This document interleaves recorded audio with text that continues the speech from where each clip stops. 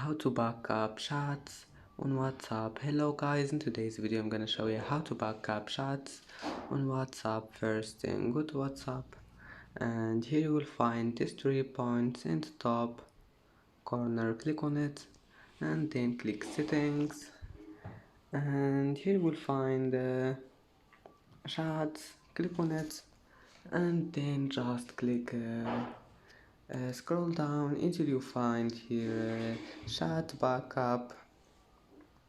Click on it and here you will find it backup. All you need to do is just click on it and wait, and that's it. It's easy. And that's it for today's video.